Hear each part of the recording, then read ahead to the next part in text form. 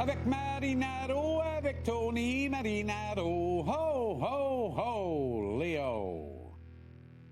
Hey, c'est cool, hein? Parce que moi, ici, sur mon chandail de Noël, Oui. comme vous voyez, j'ai le Père Noël, Oui. mais ton chandail me fait capoter. Oui, bien, J'ai jamais vu un chandail de même qui vient avec la bédaine du Père Noël. Bien aussi. sûr. C'était Bien incroyable. sûr. Je l'ai acheté de même. Je l'ai vraiment acheté de même. Attention, Squirrel, brasse-les pas trop. La gastro court. Attention, flatte-les pas là. On a une grosse surprise. Hey, Lane Hudson, quel match de hockey hier soir, encore.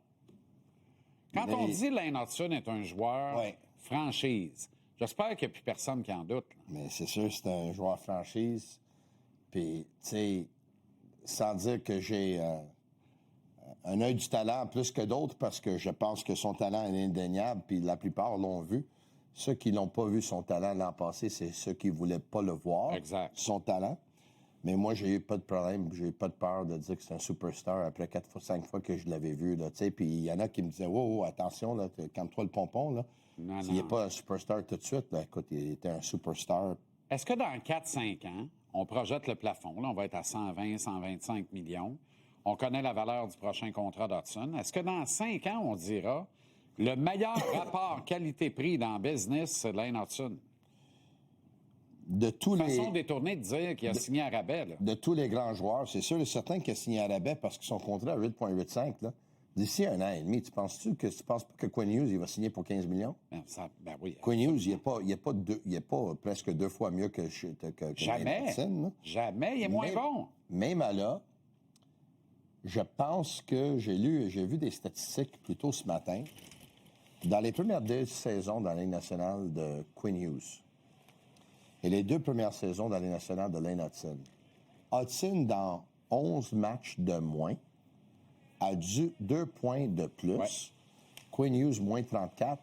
Hudson, 0. Il me semble que c'est Guillaume Villemère de TVA Sport, statisticien ici chez TVA Sport, qui a sorti ça. Puis, écoute, non, c'est un superstar. Il est dans un autre monde en ce moment. Je parlais avec Pierre Maguire hier qui me disait qu'il voit très, très mal comment Bill Guérin ne va pas faire pour l'avenir. À un moment donné... Là, non, mais Bill Guérin, c'est sûr qu'il va favoriser Quinn Hughes. Le chat est sorti du sac. Non, mais... Ou l'écureuil est sorti de mon épaule. Non, mais ça, je comprends. Là. Mais qui dit que tu peux en avoir 2? C'est Quinn Hughes se blesse? Exact. Tu fais quoi? Mais posons la question. Ouais. Transaction Lane Hudson, Quinn Hughes, 1 contre 1. Penses-tu vraiment que... Qui ferait ça à Montréal? Mais disons que, écoute, Quinn Hughes si Lane Hudson est dans une autre catégorie en ce moment, là, Lane Hudson, Quinn Hughes, il est encore un peu plus. OK? Non, il est encore un peu plus. Le gars, il a joué 32 minutes et 2 secondes hier, là. Le gars, il passe plus de temps avec la rondelle puis plus de temps en zone offensive que n'importe quel joueur dans la Ligue nationale. Mais, je pense que qualité-prix, encore une fois, tu reviens là, 8,85. Aucun sens. Honnêtement. Je te dis, dans 5 ans, ça va être une paire de chaussures. Tu sais, hier, je disais, je ne veux pas manquer de respect à Noah Dobson. Il est bon. Mais quand il est à son mieux, il est très bon. Mais Lane Hudson, c'est un superstar. Là. C'est ça la différence. Exact. OK, Jayden Struble n'a fait que 3 présences en 3e période hier. Ah, c'était 3, hein? OK. Ouais, avec une avance à défendre en plus. Qu'est-ce qu'il a fait pour être cloué au banc? Quelle est ton explication? C'est pas un grand match, mais est-ce que Jayden Struble joue de grands matchs? Pas souvent, vraiment pas souvent. L'échantillonnage est très mince des matchs vraiment. On voit là la grosse mise en échec sur Bertuzzi. Il était le gars le plus dangereux des Blackhawks hier. Écoute, il a joué 6 minutes de moins. 6 minutes de moins que Jacky et Dankstrom. Moi, personnellement, je ne l'ai pas compris. Je te suggère quelque chose. Oui. Parce qu'il n'a pas fait de grosses niaiseries, pour paraphraser. Mais là, tu vois qu'il vient de perdre la rondelle en zone défensive. C'était une de sa part. Là. Pour mériter de faire juste 3 chiffres d'une période, la dernière, quand tu défends une avance, au détriment de gars comme Jacky ou encore Ekstrom. Je te suggère qu'on a peut-être demandé à Martin de ne pas trop le mettre sur la glace en 3e période. L'équivalent de « il s'habille pas à soir » parce qu'il est peut-être sur le bloc et impliqué dans une transaction. Je ne sais pas s'il va être impliqué dans une transaction. Ce que je sais, c'est que si moi, je serais le Canadien, puis une autre équipe appelle pour Adam Engstrom, j'aurais beaucoup peur d'échanger ce joueur-là, parce que non, moi non plus. Sauf que c'est pour ça que je te parle de Struble. Sauf qu'à un moment donné aussi, si tu veux améliorer ton équipe, tu peux pas juste échanger des joueurs que tu n'en veux plus. Non, je comprends. Mais pourquoi 3 chiffres? Il n'y a pas de raison hier. Il n'y en a pas de raison. Il s'est-tu passé de quoi? Struble, as-tu envoyé Pête Martin? Qu'est-ce qui est arrivé pour que Martin te cloue au banc en 3e? C'est ça qui est arrivé, là. 3 chiffres, t'es cloué au banc. Ouais. Alors, ça se peut-tu qu'on ait dit slack un peu, ménage-les, ça sera plate, c'est tire-laine? Non, je ne pense pas. Je pense simplement peut-être qu'il ne suivait pas bien les consignes. Peut-être on a vu quelques erreurs qu'il a faites dans sa zone au niveau du positionnement. Okay. Il y a toujours un défenseur qui joue moins que d'autres. D'habitude, ça a été Jacky cette saison. Ouais. Mais Struble en arrache. Là. Les statistiques avancées le démontrent terrible. aussi. Là. C'est terrible. Struble, hier, là, c'était le pire défenseur des Canadiens là, au niveau des statistiques avancées. OK. Information importante ce matin. Vérifié, confirmé d'ailleurs. 2 sources. Le clan Jake Evans est très nerveux. Passe un très mauvais vendredi à date. Pourquoi? Ce que je crois comprendre, les négociations de transactions vont bon train. Et quand il est question de Philippe Danault et des Kings de Los Angeles, la demande des Kings aux Canadiens serait Jake Evans. Okay. Le Canadien préférait que ce soit Owen Beck qui parte dans la transaction, mais les Kings préfèrent un gars établi de la Ligue qui va les aider maintenant plutôt qu'un projet. De là la nuance. On m'a même dit quelque part en après-midi que là, on était dans des détails de genre combien de pourcents les Kings vont retenir du salaire de Danault, de la balance du contrat, puis ainsi de suite. Alors, là, on est aux fraises, là. Mais ce sont des informations quand même importantes dont je n'ai aucune raison de douter de la véracité. Moi, je te pose la question. Les Kings veulent Jake Evans pour te donner Philippe Danault. Est-ce que tu fais la transaction? Non. Pourquoi? Parce que tu as un joueur qui est plus jeune, mais je vais dire aussi que Jake Evans a eu des blessures dans sa vie qui me font peur un peu. Là, ça m'inquiète. Jake Evans, j'y penserais. Owen Beck, je le ferais pas. Owen Beck, je le ferais pas parce que c'est un jeune joueur qu'on n'a pas vu son potentiel. Je pense que Owen Beck, si on lui fait confiance, d'ici la fin de la saison, il pourrait jouer le hockey que Phil Danault joue cette saison. Maintenant, Phil Danault ne joue pas un grand hockey cette saison. Il a connu une très bonne saison dans les dernières années. C'est sûr et certain que Phil Danault a son meilleur. Il est mieux qu'Owen Beck, puis je pense pas qu'Owen Beck va avoir la genre de carrière que Phil Danault a eu, puis je pense pas qu'Owen Beck va récolter des points que Phil Danault a eu non plus. Mais le Canadien en arrache en désavantage numérique. Danault est 7e depuis 10 ans dans la Ligue pour les minutes jouées à court d'un homme. Cette année, il y a une phase de son jeu qui va excessivement bien. Les mises en jeu est à 57. Les mises en jeu, Owen Beck est excellent. Là. Depuis qu'il était dans la Ligue de l'Ontario, il était le meilleur de la Ligue, puis il est encore très, très bon. C'est un dominateur. Là. Danault est un gaucher. Beck aussi, remarque. Là. Mais moi, je te dis... Mais Beck, je te dis non tout de suite, puis je vais revenir à Evans. 17, c'est 6, regarde. Je vais revenir à Evans. Beck, je te dis non tout de suite, parce qu'avec les contrats que les Canadiens ont à long terme, je pense, tu sais, est-ce que Phil Danault va être un membre des... Disons que le Canadien transige pour Phil Danault. Il donne un Beck. Il va être un membre du club de hockey canadien pendant combien de temps? En fait, il écoule son contrat et il n'est pas impossible que c'est un gars qui pourrait rester ici 1 ou 2 années à la fois à 2 millions par année. Coûtera pas cher, là. C'est de belle profondeur. Veux-tu donner... Regarde, mettons qu'on pousse plus. Veux-tu donner un gars qui est dans la jeune vingtaine, qui pourrait être ici comme un numéro 4 pendant 10 ans? C'est pour ça que je donnerais Jake Evans. Moi, je le ferais, cette transaction-là. Je t'explique pourquoi. D'abord, tu sors un droitier pour un gaucher. Tu rentres de l'expérience. Tu rentres surtout un gars qui a encore 5 chums avec qui il est allé en finale de la Coupe Stanley il y a quelques années. Là, il va en retrouver un des 5 qui jouait sur le premier trio, sur le deuxième dans ces séries-là, il va jouer sur le 4e. Parce que l'effet domino de ça, c'est qu'une fois que tu rentres Danault puis tu sors Evans, la vraie transaction s'en vient après. Et là, tu amènes un Ryan O'Reilly de ce monde. Et là, tu te retrouves avec Nick Suzuki, Cole Caulfield, Zachary Bolduc, dont on va parler tout de suite après.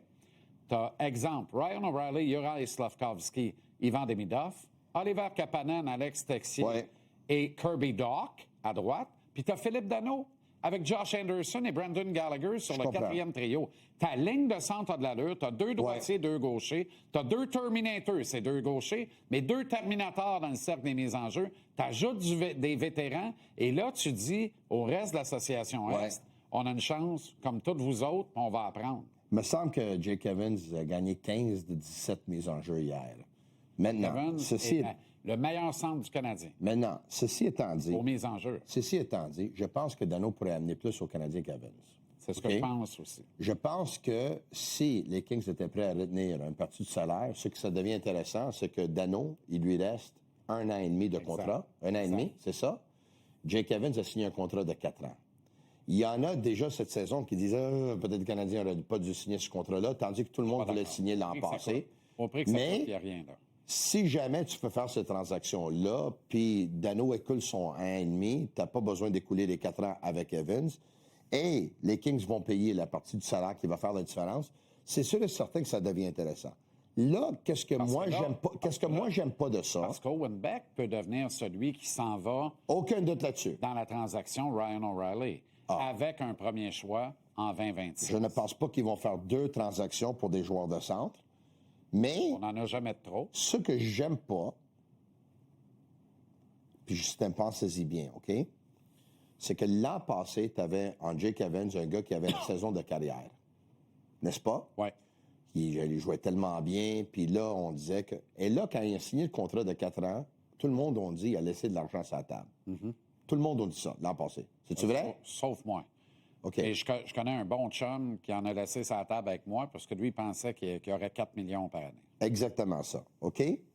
Mais la plupart des gens pensaient que Jake Evans aurait signé 3,5 millions, disons, par saison. Il a signé 2,875. OK? Il a décidé de rester. Puis t'en souviens-tu qu'est-ce qu'on disait l'an passé? Bravo, Jake Evans. Lui, il a dit, je pensais qu'ils allaient pour m'échanger. Je pensais qu'il voulait absolument rester ici. Sa famille était chamboulée. Il était pas content. Madame était pas content.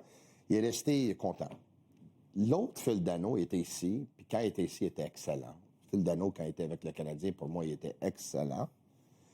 Et à la fin, il est parti pour 1 an de contrat de plus à Los Angeles. Et 500 000 par année de plus. Et 500 000 par année parce que le Canadien avait affaire à un contrat de 5 ans à 5 millions. Puis lui, il a eu 5,5. Il est parti pour des questions de principe. Il est parti dans une guerre d'égo et d'orgueil avec le directeur général. Donc là, on veut faire un échange pour aller répatrier le gars qui voulait partir pour 500 000 puis 1 an de plus pour des principes. C'est ça la nuance, Tony. Mais il est parti. Pas partir. Quand tu veux pas partir, tu pars pas. C'est encore drôle. Il y a toujours bien une maudite limite à ne pas à avoir l'impression qu'on te manque de respect.